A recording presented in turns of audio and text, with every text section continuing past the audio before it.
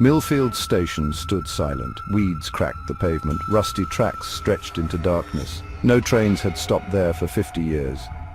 Not since the accident, locals whispered of that night. A train derailed, bursting into flames, many perished. Their souls, they said, were trapped riding a phantom train. Forever. Jake shivered, pulling his jacket tighter. He shouldn't be here. Especially not at night, but the dare echoed in his mind.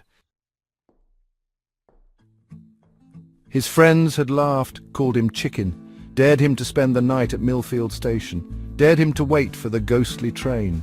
Foolish pride had him hooked. Now, alone in the deepening gloom, regret gnawed at him. The air grew cold, thick with the scent of damp earth and something else, something metallic, like blood. A low rumble vibrated through the ground. Jake's heart pounded. He strained his ears, listening.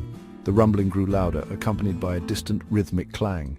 A train was approaching. Out of the darkness, a light appeared. It grew larger, brighter, resolving itself into a blinding headlamp.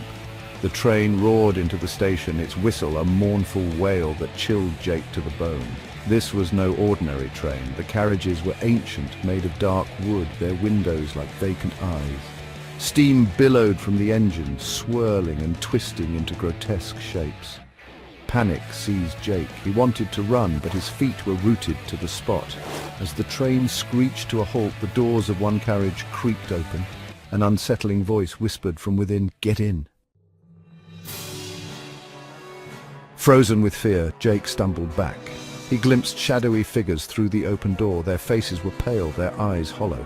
They beckoned him with skeletal fingers. The voice came again, insistent. "Join us." Jake's blood ran cold. He knew he couldn't stay. He had to escape. The station lights flickered violently. The warning bell began to clang, its sharp sound echoing in the night. Suddenly the platform was bathed in an eerie green light. Jake felt a cold hand on his shoulder and turned to see